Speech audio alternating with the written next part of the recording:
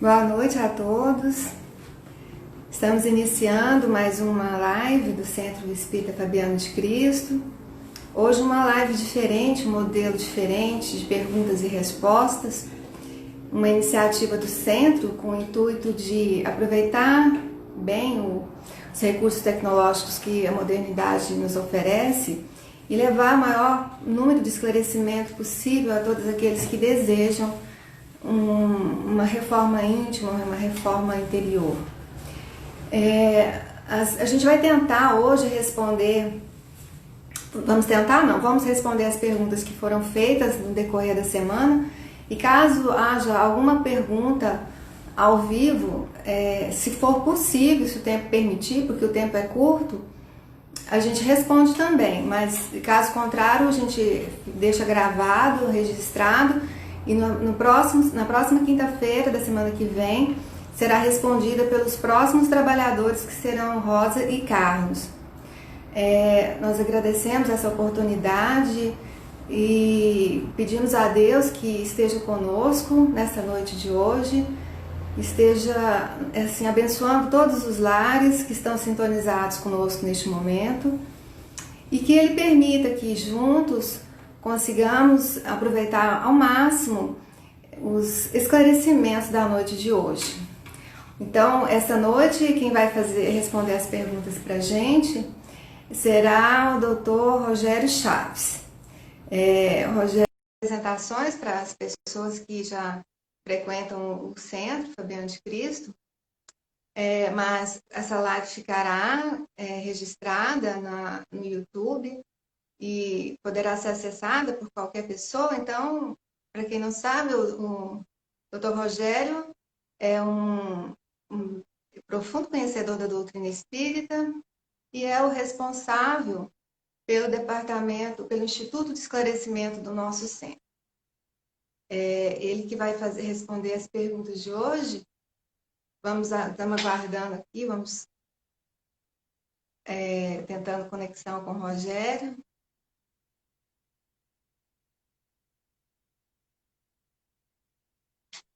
E, gente, aproveitando, enquanto o Rogério não entra, eu quero convidar vocês a participarem. Quem não fez ainda nenhuma pergunta, por favor, fiquem à vontade para perguntar. Aproveita esse momento, esse canal que o Centro está disponibilizando. E não precisa, quem tem vergonha, não precisa ficar com vergonha de fazer pergunta, porque é totalmente tranquilo, assim, ninguém fica sabendo quem está perguntando. Se a pessoa não quiser, caso contrário, pode também perguntar, que aparece ao vivo ou no próprio Instagram, aparece. E, assim, não existem perguntas bobas, não existem perguntas erradas. Então, assim, vamos aproveitar e participar e convidar amigos, pessoas que a gente sabe que é simpatizante da doutrina. E boa noite, Rogério. Tudo bem? Oi, tudo bom, Mônica? Tudo bom? Tudo Preparado para bom. responder as perguntas? Nunca, Nunca? nunca. Brincadeira, nós estamos aqui muito felizes por essa iniciativa da nossa casa, Mônica, porque é uma oportunidade da gente estar divulgando a doutrina espírita. Nós aqui estamos como um trabalhador como você, como tantos outros da casa, que sabe um pouco da doutrina espírita, porque ninguém sabe muita coisa do espiritismo, porque o espiritismo é progressista e a cada dia está surgindo coisas novas e a gente aprendendo cada vez mais, entendendo o significado, o objetivo da vida e a vontade de Deus. Essa é a grande maravilha de se estudar a doutrina espírita, para compreender essas coisas na nossa vida. E estamos à disposição. Então tá bom. Então vamos começar com a primeira pergunta. Olha, gente, tiveram perguntas bem interessantes, viu? A primeira pergunta mesmo é bem interessante. O que acontece com o espírito que encarna com uma mediunidade e escolhe não colocá-la em prática por medo? Quais seriam as consequências para essa pessoa após o desencarne dela? Ou seja, a pessoa que É, tem uma mediunidade e por medo resolve não estudar, não desenvolver. pergunta interessante. Veja bem, é preciso esclarecer o seguinte. Kardec diz que todos somos médiums. Todos. Mas quando Kardec diz que todos somos médiuns, ele se refere àquela mediunidade comum a todo ser humano, simplesmente pelo fato de nós termos perispírito. Quando nós temos perispírito, que é o corpo que faz parte do complexo humano, que nos liga ao mundo físico e ao mundo espiritual, pelo simples fato de termos perispírito, nós estamos ligados ao mundo espiritual. Então, isso nos torna médiuns, porque temos a possibilidade de receber a influência do mundo espiritual. Mas eu acredito que essa pergunta ela se refere àquela mediunidade ostensiva, a mediunidade de compromisso, onde o espírito, ao reencarnar, faz um planejamento reencarnatório e programa para si a oportunidade belíssima de ser médium. Porque através da mediunidade ele pode reparar tantos compromissos assumidos em vidas passadas, pode ajudar um sem número de pessoas através da sua mediunidade em especial. Então é uma oportunidade ímpar. E eu tenho uma coisa a dizer. Aquela pessoa que faz um planejamento espiritual e escolhe ser médium, ela já é médium. Então, a única coisa que ela, depois de encarnada, já com o potencial mediúnico, a única coisa que ela pode escolher é que tipo de espírito ela vai intercambiar. Porque ela já escolheu ser médium. Então, não tem jeito de se livrar da mediunidade. Então, a única coisa que a pessoa pode escolher a partir daí é que tipo de espíritos ela vai estar entrando em comunicação para se servir de médium. Espíritos bons, espíritos elevados, espíritos perturbados, espíritos obsessores, vampirizadores, ou espíritos moralmente adiantados. Isso é que ela pode escolher, mas não pode escolher mais abdicar da mediunidade. E o que acontece com aquela pessoa que foge do compromisso espiritual? Exatamente isso que eu acabei de dizer. Não tem como ela fugir, porque ela vai ser médium, onde quer que ela esteja, ela vai estar pressentindo ou recebendo a influência do mundo espiritual. Seja através de visões de espíritos, seja através de audição, seja através de processos obsessivos, né, que a gente chama de mediunidade torturada. Ou seja, a pessoa passa a ter uma vida péssima, chegando às vezes às raias da loucura, como diz Chico Xavier, que 85% das pessoas que estão internadas nos manicômios, nos sanatórios com loucura, são médiums perturbados. Então, no Ok? caso, pela sua resposta, a pessoa que tem esse tipo de mediunidade é melhor que, por mais medo que ela tenha, ela estude e desenvolva, para ter uma mediunidade de uma forma esclarecida. É isso. Não há motivo para. Não existe motivo plausível para se ter medo de mediunidade. Porque nós entramos em contato com o mundo espiritual o tempo todo, sem perceber. A mediunidade vai só esclarecer e iluminar a pessoa para que ela faça isso de forma mais efetiva, né, e mais proveitosa para ela. Certo. Então é estudando. Estuda, compreende os mecanismos, as formas e o tipo da sua mediunidade para poder aplicar bem essa mediunidade em favor dos outros. Tá. E Então, automaticamente em favor de si. segunda Sim. pergunta. A pessoa falou que ela ouve muito falar que a doutrina espírita, ao contrário da Igreja Católica, não tem crença no batismo. Ela gostaria de saber se isso é verdade e, se for verdade, qual seria o motivo.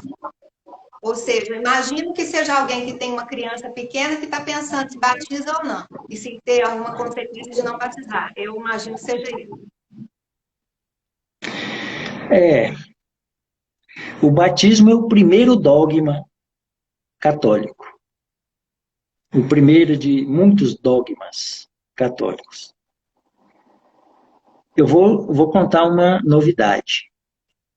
Eu sou espírita, desde neném. Meus pais eram espíritas, meus avós eram espíritas, graças a Deus. Meu filho mais velho é batizado na igreja católica. E vou explicar por quê, calma, né? Primeiro, o espiritismo não é contra nada, absolutamente nada. Nós só entendemos que tudo me é lícito, mas nem tudo me convém. Mas quanto ao batismo, eu não vejo problema nenhum em batizar. E fiz isso porque eu tenho um casal de amigos que são como irmãos meus, católicos. E eles me disseram, ó, seu filho nasceu, o primeiro filho. Você vai me dar para eu ser padrinho dele. Como eu vou dizer que não? E o que muda na minha vida ou na vida do meu filho o fato de ter um padrinho? Absolutamente nada. Pelo contrário. Estreitou ainda mais os laços que nos uniam. Então, aproveitei o dogma católico para afinizar mais as relações entre as nossas famílias. No tocante ao sentido do batismo, é que nós, espíritas, preferimos entender de forma diferente.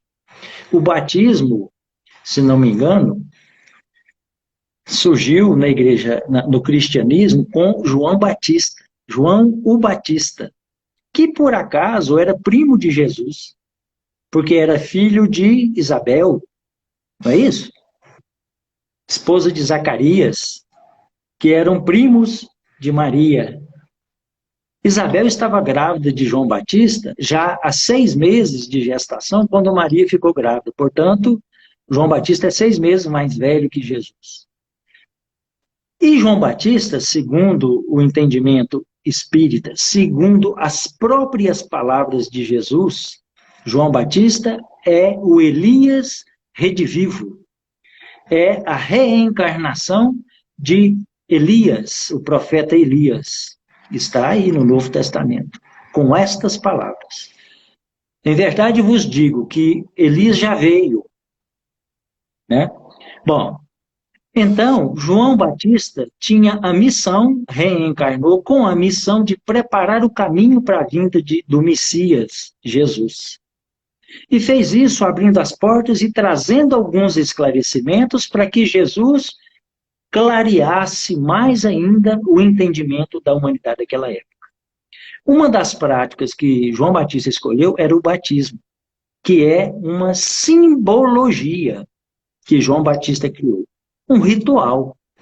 Pegava a pessoa, mergulhava nas águas do Rio Jordão e dizia, você está batizado, porque agora as águas lavaram os seus pecados. Inclusive o pecado original. Aquele pecado que a pessoa nasce com ele. Lavou o pecado original e agora você está propenso a ser chamado de cristão. Porque acabou-se o pecado original e agora você é um novo homem. Um homem pronto, um homem aberto, redivivo, porque a partir de agora você vai aceitar Jesus como o seu Salvador. Até aí, a doutrina espírita concorda profundamente com esse enunciado, mas entende um pouquinho diferente. Nós preferimos entender assim. Isso tudo é uma simbologia. Segundo Kardec, não precisa ser batizado nas águas ou fora das águas para ser cristão. Basta, no íntimo da pessoa, lá no interior da alma de cada um, a pessoa realmente confiar nas promessas de Jesus. Aceitar e entender os ensinamentos de Jesus. Partilhar com todos à sua volta tudo o que Jesus ensinou. Praticar dia e noite o enunciado que Jesus deixou para nós. Segundo as palavras de Kardec, o verdadeiro cristão é aquele que luta todo dia, incessantemente, para dominar as suas más tendências e as suas más inclinações. Esse é o cristão. Inclusive, o indivíduo não precisa ser batizado. Eu não fui batizado. O outro filho meu não foi batizado. Mas são pessoas crentes em Jesus Cristo. confiantes na promessa e no ensinamento de Jesus. Nunca pisaram uma igreja evangélica, católica ou qualquer que seja. E por isso não são cristãos. Cristãos são aqueles que confiam em Jesus e lutam, esforçam-se por fazer o que Jesus ensinou. Sobretudo o ensinamento maior, amar a Deus acima de tudo e amar ao próximo como a si mesmo. Que é dominando as nossas más tendências, modificando o nosso jeitão de ser, nos tornando pessoas melhores a cada dia, nós temos maior capacidade de entender as necessidades do próximo e ajudar o próximo e amar o próximo. É isso. Excelente. Resumidamente. Resposta bem completa mesmo. Agora, essa pergunta aqui que eu vou fazer agora, ela chegou para mim. E, por incrível que pareça, eu recebi 3 perguntas, mais ou menos, do mesmo tipo, que eu reuni em uma pergunta só. Se Deus sabe o que a gente precisa, por que a gente precisa rezar, orar? É verdade. Deus sabe exatamente o que a gente precisa, não é? Inclusive, nós oramos às vezes e pedimos cada coisa para Jesus ou para Deus, mas Deus sempre nos dá o que nós necessitamos. Quase nunca Deus nos dá o que nós pedimos, porque Deus é que sabe o que é melhor para a gente. E por que a gente precisa pedir, já que Deus sabe tudo o que a gente necessita? Porque pedindo, nós vamos estar ligando a nossa alma, o nosso íntimo a Deus ou a Jesus, e demonstrando a nossa humildade diante da grandeza de Jesus e de Deus, entendendo que Ele sabe tudo, que Ele compreende todas as nossas necessidades, e nos humilhamos nessa postura para pedir o auxílio de Deus, seja isso ou aquilo. Mas sempre tendo em mente que nós vamos receber o que Deus acha que é importante para nós, para o nosso crescimento, que vai nos possibilitar no dia a dia a nossa melhoria, aquilo que nos permitirá tornarmos pessoas melhores. Esse é o sentido da vida. Tornarmos pessoas melhores, para que a gente possa cumprir um mandamento maior, como eu disse há pouco. Amar a Deus e amar ao próximo. Essa pergunta, inclusive, uma das pessoas que me fez, ela fez a pergunta em decorrência dessa questão do vírus que está, assim, assustando as pessoas. Aí uma pessoa me falou, por que é que se está programado, que eu vou ter que pegar, se eu tiver que morrer por causa do vírus, eu vou morrer de todo jeito, por que eu preciso me preocupar, por que eu preciso de pedir a Deus proteção? Então, nesse sentido, é isso que você está explicando, né? Você, assim, mesmo sabendo que tudo está de acordo, está tudo certo, Deus está no comando de tudo, ainda assim a gente precisa sempre se conectar à espiritualidade maior. Existe aqui algumas variáveis com relação a essa pergunta, sabe? Por exemplo, morrer, todos vão morrer. Até o super-homem morreu. Sabia? Até o super-homem que era imortal morreu. Lá nos quadrinhos, né? Nos gibis, o super-homem morreu. Todos vamos morrer. Porque isso faz parte da natureza. Tudo nasce, tudo morre. O nosso corpo físico foi idealizado por Deus para viver um tempo e pronto. Mas ele está intimamente relacionado com a nossa programação espiritual. Aquilo que nós necessitamos realizar no mundo. Para isso, nós recebemos um corpo idealizado e propenso a durar tanto tempo na vida material. Para que a gente possa cumprir os objetivos traçados no mundo espiritual. Porque isso é o sentido da nossa existência atual. Fazer aquilo que nós projetamos, programamos, para nos garantirmos uma certa evolução, nos tornarmos pessoas melhores. Isso é um aspecto. Nós vamos morrer. Isso não quer dizer que nós temos que cruzar os braços e esperar a morte e ficar parado, morrendo, porque existe uma lei divina que chama lei da conservação, que nos impele a buscar recursos e mobilizar as forças pessoais para nos resguardarmos daquilo que nos fere. Entende? Então, isso é uma lei uma lei de Deus, universal, lei da conservação. Por isso, nós todos temos que tomar os cuidados devidos contra as enfermidades, contra as pandemias, contra tudo aquilo que nos fere. É da lei de Deus. Com esse ato, nós estamos demonstrando a confiança em Deus, agindo dessa forma. Bom, com relação à pandemia, é obrigação nossa nos resguardarmos, porque é uma coisa séria, muito séria, parou o planeta. Vem acometendo muitas pessoas com essa enfermidade e levando ao óbito várias pessoas. Mas o grande problema não são as pessoas que adoecem, são hospitalizadas e às vezes se curam e às vezes desencarnam.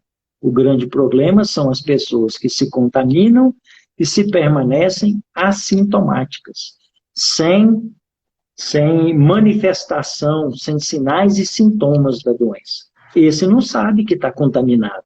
Então, ele pode transmitir a doença para outras pessoas mais vulneráveis. Esse é o grande risco e é responsabilidade nossa. Está disseminando essa doença e levando, às vezes, o contágio para pessoas que não são fortalecidas imunologicamente e podem falecer. Daí nós somos os responsáveis por isso. Então, tem esse aspecto, né? Existe uma pandemia no planeta que nós devemos tomar cuidados para preservarmos a nós mesmos, mas também preservarmos todos aqueles que estão no nosso círculo de relação, já que a gente pode ser um transmissor assintomático. Tá bom.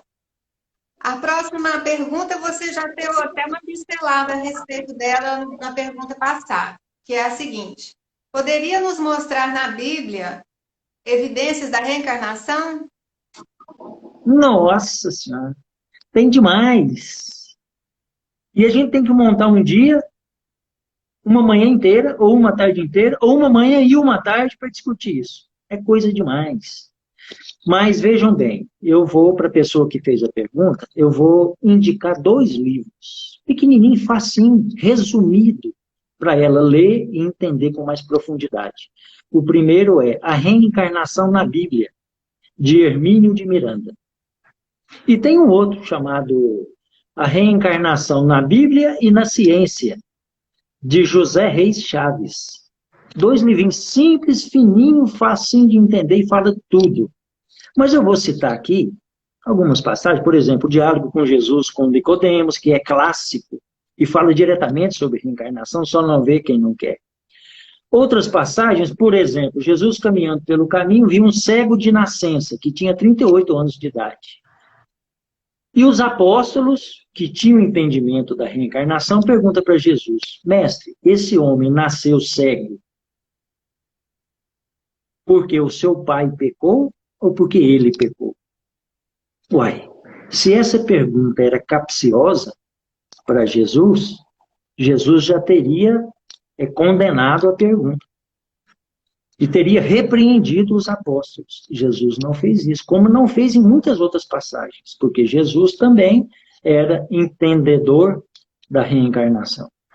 E Jesus respondeu: nenhum nem outro. Ele nasceu assim para que se cumprisse a vontade de Deus.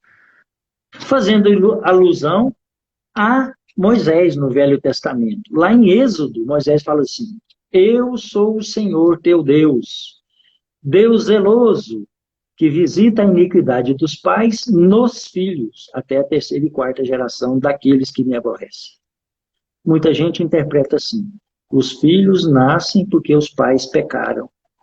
Eu sou o Senhor teu Deus, Deus zeloso, que visita os erros dos pais nos filhos. Ou seja, um filho nasce com problema, com algum problema teratológico, alguma enfermidade, uma deformação física, alguma doença mental, porque o pai errou e agora Deus está castigando o filho por causa do pai.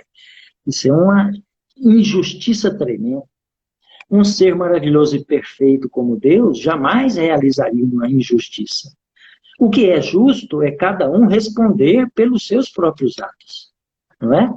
Mas, logo na frente, depois dessa passagem de Êxodo, lá em Deuteronômio, ele diz assim: nenhum filho pagará pelos erros dos pais. Em Êxodo ele fala, os filhos pagam pelos erros dos pais. Em Deuteronômio ele diz, nenhum filho paga pelo erro dos pais. Uma coisa contradiz a outra. Então a gente entende que alguma interpretação está errada.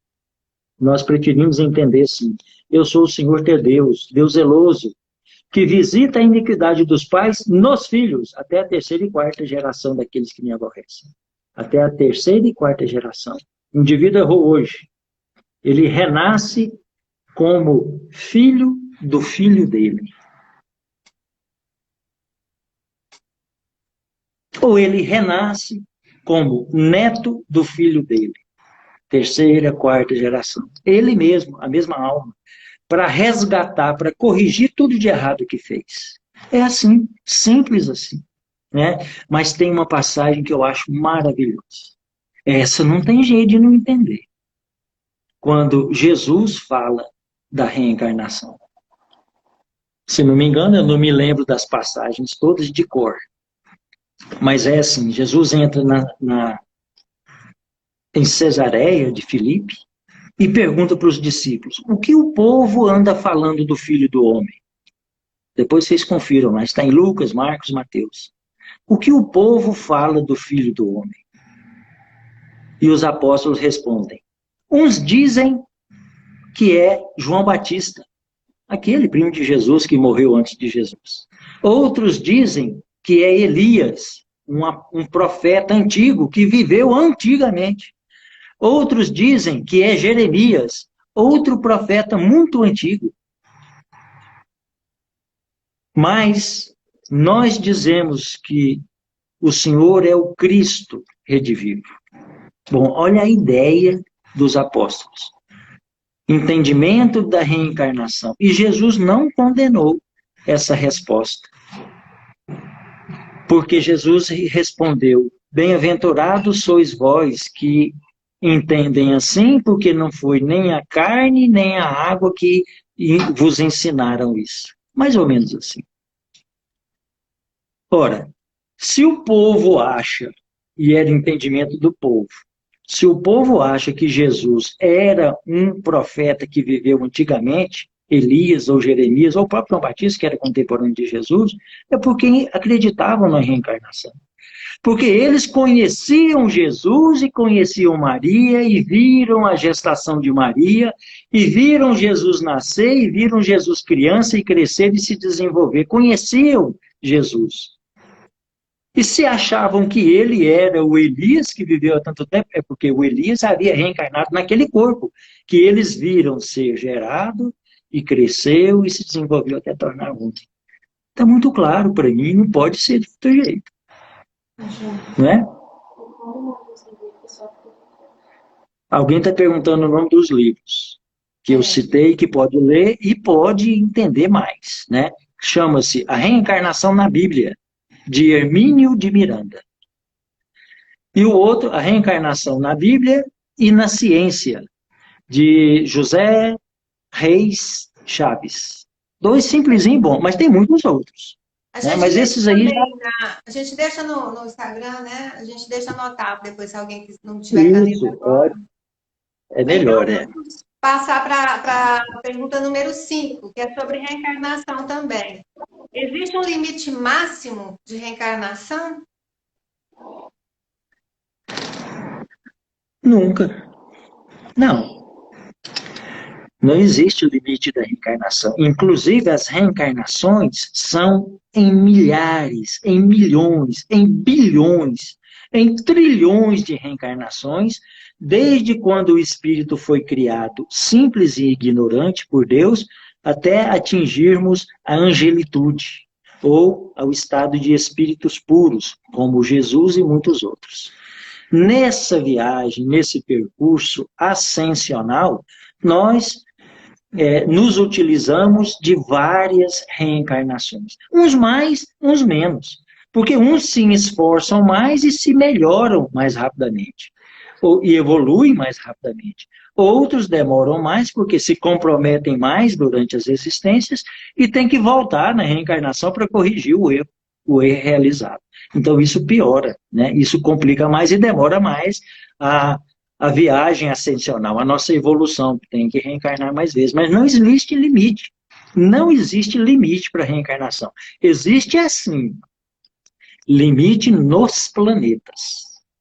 Por exemplo, a Terra comporta algum número de espíritos vinculados ao sistema evolutivo do planeta.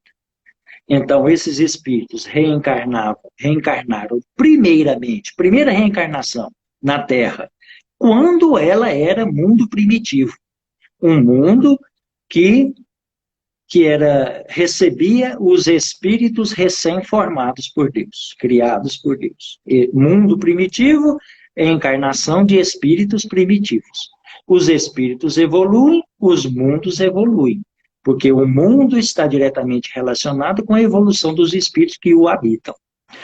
Esses mundos materiais passam por processo de evolução com o tempo e duram milhões de anos, os mundos.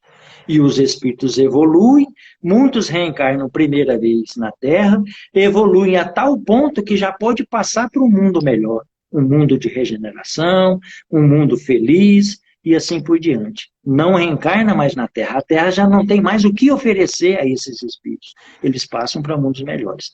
Outros ficam ainda presos aqui na Terra, presos ao ciclo evolutivo, e vai chegar, e pode acontecer, e às vezes acontece, desse espírito, porque a Terra evolui, um ou outro espírito permanece arraigado no erro e não acompanha a evolução dos outros tantos.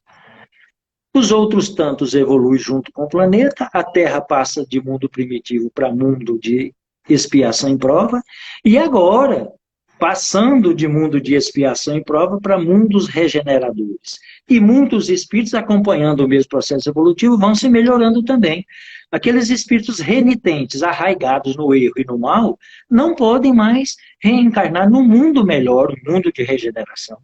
Então, eles são degradados para outros mundos da mesma categoria, provas e expiações, às vezes até mundos primitivos, onde lá vão sofrer as intempéries do mundo, as dificuldades do mundo, um mundo primitivo onde não tem luxo, cama macia, travesseiro, água quente, celular, internet, carro motorizado, não tem nada disso, não tem nada, é mundo primitivo, vai viver nas cavernas, né? Mas a sabedoria de Deus é maravilhosa. Ao mesmo tempo que esse espírito acumulou todo esse conhecimento, isso é bagagem do espírito, não perde não. Ele vai para um mundo primitivo desse e vai viver segundo as circunstâncias do mundo. Mas, ao mesmo tempo, com a inteligência adquirida, ele vai dar um impulso evolutivo lá para esse mundo. Porque a alma não perde o seu conhecimento. Reencarnando em corpos primitivos, ele vai auxiliar a evolução daquele mundo e melhorar o âmbito social e tecnológico daqueles mundos. O programa de Deus é esse. Mesma coisa que aconteceu com a Terra já. E acontece com todos os mundos. É isso aí. Bom, essa pergunta aqui foi feita por uma amiga nossa lá do centro. A pergunta ficou lá no Instagram, lá, foi feita pela Cândida. Como se pode explicar a justiça divina frente a esse período de pandemia mundial que tem destruído tantas vidas?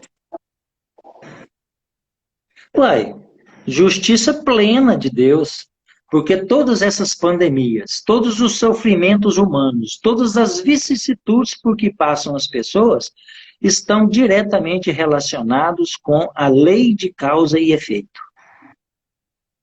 Característica dos mundos, sobretudo dos mundos de prova e expiação. A causa de todas as misérias humanas nesse mundo é a lei de causa e efeito. A lei de causa e efeito diz assim: a vida devolve para você exatamente o que você lança na vida. Quem planta abacaxi, colhe abacaxi. Não tem jeito de plantar abacaxi e querer colher banana. Não tem. Então, colheu abacaxi, plantou abacaxi, colhe abacaxi. Isso explica as misérias humanas, as dificuldades, os atropelos, os sofrimentos humanos. A pandemia é um recurso que Deus usa para impulsionar o progresso da humanidade, principalmente agora que a gente está passando numa transição planetária. A Terra está melhorando, passando de mundo de provas e expiações para mundo regenerador, onde o bem vai sobrepor ao mal. Então vai ser um mundo melhor. Ainda vai existir o mal, mas muito menos. Mundos de regeneração. E isso, pandemia, tsunami, maremoto, até guerras. São recursos que Deus se utiliza para impulsionar o progresso da humanidade. Veja bem, por exemplo, que eu disse há pouco tempo atrás. No século passado, nós tivemos pestes, né, principalmente a peste negra, peste bubônica, matou um monte de gente, 50% da população mundial morreu. Peste bubônica. Não tinha recurso tecnológico, a saúde era precária. E muito antes, muitas outras pestes, e de lá para cá, H1N1, peste suína, peste aviária, um monte de coisa que mata muita gente. Agora eu vou te dizer uma coisa. Eu ouvi na palestra da doutora Aline, esses dias, ontem, se não me engano. A Aline falou um dado interessante. A cada segundo, depois ela pode me corrigir se estiver errado, a cada segundo, aliás, de 40 em 40 segundos, menos de um minuto, morre uma pessoa suicidada. Uma pessoa que se suicida, de 40 em 40 segundos, no mundo. Faz as contas. Faz as contas em 6 meses. É o tempo que está durando a pandemia. Em 6 meses, quantas pessoas não se suicidaram? E quantas pessoas já desencarnaram pela pandemia? Veja onde está a real pandemia. É no coronavírus ou é no suicídio? Certo? As pandemias, as tormentas, os tsunamis, tudo isso é um recurso divino, porque como aconteceu com a peste bubônica, logo após a peste ter dizimado a Europa medieval, 50% da população da Europa morreu, todo mundo. Enterrava em valetas rapidinho antes que transmitia e contaminava outras pessoas. Em seguida, logo em seguida, quando cessou a transmissão da peste, o que é que aconteceu? Quem estudou história vai lembrar. Revolução industrial. O homem mobilizou todos os seus recursos e pôs a sua inteligência em função de organizar o mundo destruído. Trazer melhoria para a população e recursos tecnológicos para melhorar o mundo. Revolução industrial. Acompanhou a Revolução Industrial, a Revolução Francesa, as artes, a ciência, tudo houve um progresso maravilhoso.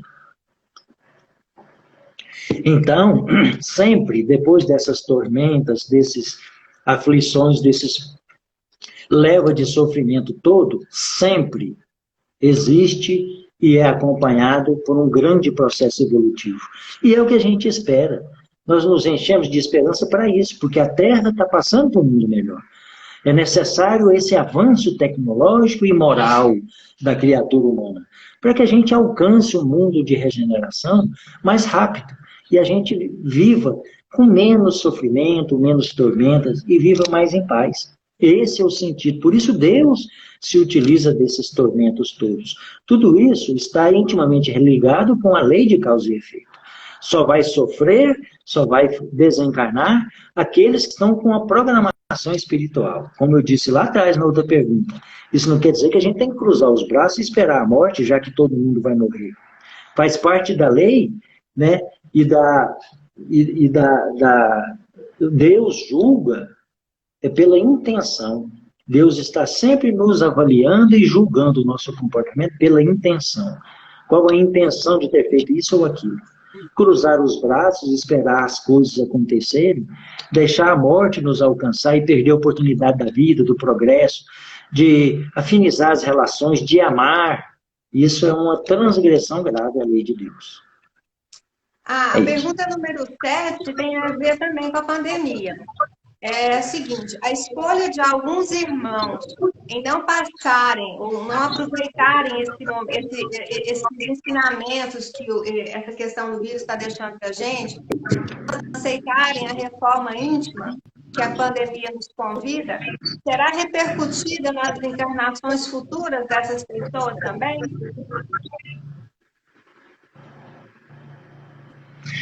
Tem a ver com a pandemia, mas tem a ver com tudo aqui, com todas as oportunidades, em ambos os aspectos, em todos os aspectos, que surgem na nossa vida e que nos dão a oportunidade de nos transformarmos.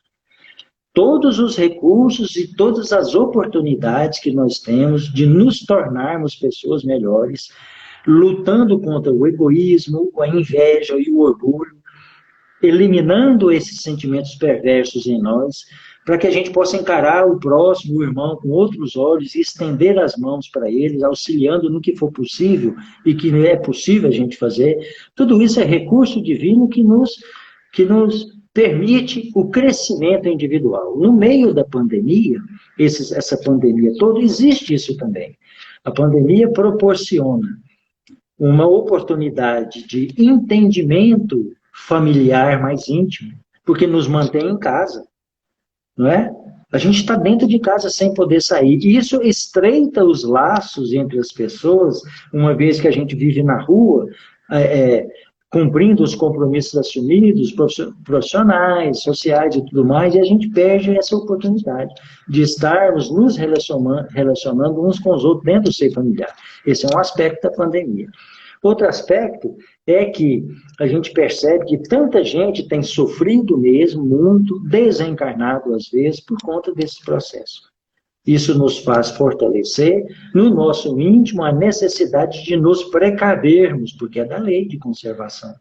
Buscarmos os recursos para nos livrarmos do contágio, para que a gente não contamine outras pessoas. Né? Então, tudo isso faz parte. Tem uma pergunta ao vivo aqui agora, feita pelo Álvaro. Ele está perguntando se a pessoa que se expõe ao vírus, que não faz o possível para evitar o contágio, se isso poderia ser, e se ele adquirir o vírus, poderia ser considerado um suicídio indireto? Entendeu a pergunta? No Evangelho segundo o Espiritismo, capítulo 5, lá no final, penúltimo e último parágrafo, tem uma pergunta que Kardec faz aos espíritos. Se uma pessoa se expõe a um mal, sabe ele que diante disso ele sucumbirá e virá a falecer. Isso é condenável aos olhos de Deus? Mas, se expondo ao mal, ele está beneficiando uma pessoa, isso é condenável aos olhos de Deus? Os espíritos respondem: Deus julga pela intenção. Qual é a intenção da pessoa em se expor a um mal, ou se expor à pandemia? Qual é a intenção? É socorrer alguém, é levar recursos medicamentosos para alguém, é estar próximo de alguém, e com isso ele se expõe ao mal. Essa é a intenção. Então, aos olhos de Deus, isso é louvável, porque está estendendo a luz do auxílio a muitas pessoas. Mas se a intenção é realmente apenas se contaminar para perder a vida, isso é suicídio. Né? Ou então a gente alguém vê poderia usar uma máscara e sai sem a máscara, ou está sabendo que está com sintoma da doença e assim mesmo sai e vai encontrar com os amigos, ou faz uma festinha em casa, e sabendo que está contaminado, isso sim poderia ser uma coisa de se responsabilizar a pessoa, né? É um crime, né? A pessoa tem consciência de que está fazendo, sabe? No livro Ave Cristo, de Emmanuel, conta uma história de uma senhora, que não me lembro o nome, parece-me que é Maria, ou é Madalena, que ela, depois do contato com Jesus, se transformou. Jesus falou com ela e mostrou o sentido da vida para ela. E ela mudou a conduta. Foi cuidar dos leprosos. Vivia na vila, na periferia das cidades, exilada, cuidando dos leprosos. Qual era a intenção de Maria? Pegar a doença e morrer? Ou auxiliar aqueles sofredores? Ajudou um sem número de leprosos, mas no final da vida se contaminou com a lepra e faleceu com a lepra. Qual era a intenção dela? Não era estender a mão para eles? Praticar a lei de amor, amar ao próximo? Essa é a intenção. Então, uma pessoa que sai sem máscara, que não toma os devidos cuidados, que se expõe ao contágio do vírus e pega a doença e ainda dissemina para muitos outros, que às vezes não estão fortalecidos com o sistema imune, as imunoglobulinas, tudo beleza para suportar a ação viral, vai contaminar muitas pessoas. É responsabilidade do indivíduo. Valeu, Alvo? Ó, nós estamos chegando a 8h15. Você pode responder até que horas?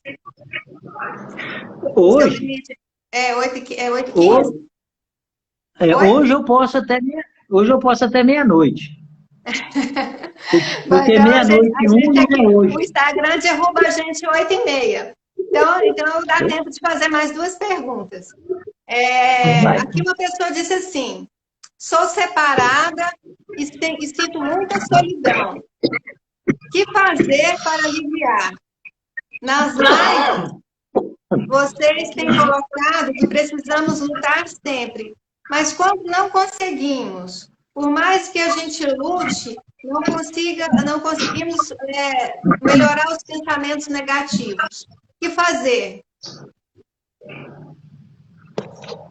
Mônica, você pode repetir? Posso. Ah, eu estou vendo aqui, tá aqui escrito, tem muitas pessoas. Ah, não. Lê A de novo, por favor. pessoa separada, está sentindo muita solidão.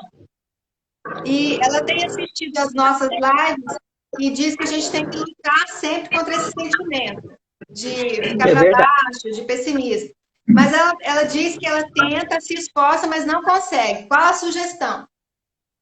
É simples. É simples. Quem é que pode modificar você mesma? Eu vou te dizer uma coisa. Eu não posso. Nem a Mônica não pode. Quem vai poder mudar você mesmo, se fortalecer e mudar o seu jeitão de ser, é só você.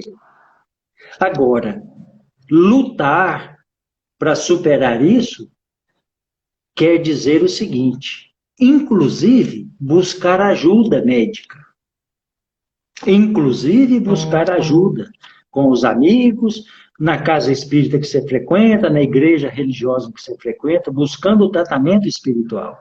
Porque a gente sabe que sempre nós somos influenciados por espíritos o tempo todo. Aqueles que nos querem bem, aqueles que nos querem mal. Os que nos querem mal aproveitam dessas situações para piorar o nosso quadro. Então é necessário um tratamento espiritual. Mas, muitas vezes, na maioria das vezes, aliás, é necessário o tratamento médico. Então, eu sugiro para você, procure um médico bom, que não esteja interessado só em ganhar o seu dinheiro, mas um médico humano, que esteja interessado em ajudar você. E procure a casa espírita que você frequenta. Faça a triagem, faça o tratamento espiritual.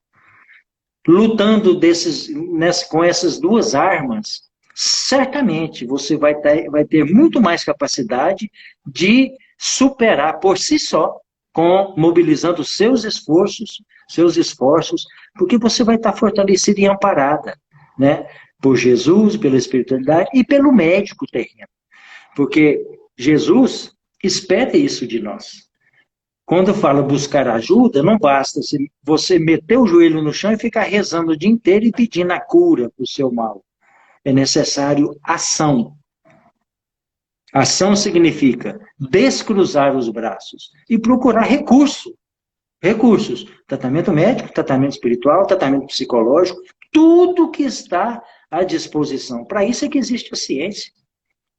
Né? E Deus, vendo a sua disposição, você, em busca desses recursos, aí ele vai te ajudar muito mais intensamente, porque os espíritos bons e Jesus vão perceber na sua atmosférica áurica, no magnetismo que envolve você, outras energias, provenientes da sua intenção de se melhorar, de buscar recursos, de mobilizar suas forças e ir atrás. Vai no médico, não gostou, não deu certo, procura outro. É necessário ter empatia. Pode ser o melhor médico do mundo para os outros. Para você, primeiro, você tem que ter empatia com o médico. Gostou dele, do jeitão dele, aí consulta. Siga as orientações médicas, importantíssimas. E depois, o tratamento espiritual também. Aí eu não tenho dúvida, você vai sair dessa. Se Deus quiser. Bom, eu acho que só dá tempo de mais uma pergunta. Aí eu vou fazer para você aqui. Qual seria a nossa postura quando alguém chega perto de nós e diz que estamos carregados e envolvidos de vibrações de inveja. A pessoa chega perto de mim, a Eu pergunta acho chega, a pessoa chega perto de mim e fala assim, nossa, você está carregado hoje, está envolvido eu acho em que foi isso que ela pensamento quis de inveja. dizer, que ela tá carregada de más vibrações, né? Deve ser isso. A Quem pergunta está foi carregado sou eu. A eu acho que pessoa olha para outra, a pessoa está carregada. Alguém falou para ela que ela está carregada. O que ela faz? o que ela faz? Sorria. Dê uma boa gargalhada e fala para ela assim, você está enganada. Se você está com esse pensamento e essa postura, eu acho que você é que está com sentimentos carregados, principalmente de inveja. Porque uma pessoa que tem boas intenções, por mais sensitiva que ela seja, ela não vai querer despertar no íntimo de outra pessoa o pânico, o sentimento negativo. Vamos supor que um médium mais sensitivo chega perto da pessoa e vê isso na pessoa, através da aura, da vibração da pessoa. A gente é capaz de sentir isso. Mas você não precisa dizer desse jeito, né? Diminuindo a pessoa ou deprimindo a pessoa. Você pode falar isso de outras formas, certo? Mas não se preocupe com isso, porque o que vale é o que você traz dentro de você. Verdadeiramente o que você é. Você é o que você sente dentro de você. Você é o que você respira, o que você pensa diariamente. Isso é o que você é, não é o que os outros dizem. O que os outros dizem não vale muito. Vale o que você é e o que você faz de você mesmo. Né? Adquirindo todas as possibilidades de crescimento que nós todos temos. E como a gente está terminando o tempo, mano, eu vou dizer o seguinte, eu adorei participar disso aqui. Nós estamos iniciando hoje esse primeiro contato com esse desenho novo da nossa casa espírita, né? Essa oportunidade de divulgar a doutrina espírita, eu amei. Gosto muito disso, das pessoas participarem, de trazerem perguntas, que podem ser até perguntas esdrúxulas, mal feitas, engraçadas, não importa. Não importa, a gente faz comentários, né, a gente explica de acordo com o entendimento que nós temos da doutrina espírita, e vão surgir outras pessoas, inclusive a Mônica, que pode estar aqui respondendo para a gente de outra forma, com outro jeitão, outra maneira de falar, mas trazendo o esclarecimento, que é o mais importante. O papel fundamental da doutrina espírita não é apresentar fenômenos espíritas. Incorporação, né, psicofonia, psicografia, não é nada disso. Isso são efeitos. O fundamental da doutrina espírita é o esclarecimento, que ilumina, que esclarece as pessoas, que faz ela entender a vida da forma lógica, da forma correta, assim como Jesus queria. Jesus veio e desmistificou tudo aquilo que Moisés pregou e que os homens vieram deturpando. Acontece que a doutrina espírita, ela é o evangelho redivivo. Jesus percebeu que o homem já estava deturpando a sua mensagem daquela época para cá. E prometeu naquela época, porque sábio como era, ele disse, quando chegar o tempo, eu vou mandar outro Consolador. Um Espírito da verdade, que vai lembrar tudo o que eu falei para vocês agora, mas vai ensinar muito mais. Exatamente o que a doutrina espírita faz. Desmistifica as coisas, tira o véu que às vezes Jesus deixou de propósito, já que o homem não podia entender certas coisas naquela época. Tirou o véu, que o homem agora está mais maduro, mais inteligente, mais esperto, mais sábio, pode entender muitas coisas. Então esse é o papel principal da doutrina espírita, esclarecer. E essa plataforma, esse momento que a gente está passando aqui, é para isso, esclarecer. Né? E é importante que as pessoas continuem perguntando, divulguem para os amigos, aqueles que têm curiosidade a respeito da doutrina espírita, ou até desavença, ou embates, né? Vamos dialogar, vamos conversar, a gente expõe o nosso entendimento, a pessoa vai ter oportunidade de expor a dela, a gente discute e vê qual é o melhor entendimento, o que Jesus realmente preparou para nós, dentro da lógica e do que é sensato. Não é isso, mãe? E a gente passou essa hora, né? Uma hora gostosa, que é melhor do que Uma ficar vendo hora. noticiário com notícias ruins, não é? Ou assistindo Nossa, novela, vendo bobagem. A gente pois passou e é, nem sem viu, dúvida. não é? Foi muito bom, Sem não foi? dúvida. Eu gostei Foi demais. bom, foi ótimo.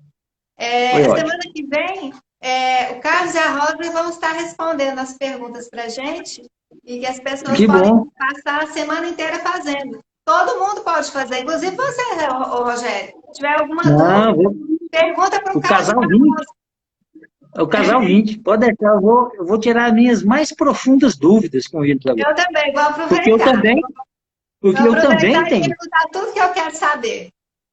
Gente, Isso. então tá, ó, obrigada a todo mundo que esteve com a gente. Foi um prazer estar com vocês. Desejo que todos tenham assim um resto de semana maravilhoso e que todos sejam envolvidos por boas vibrações, bons sentimentos.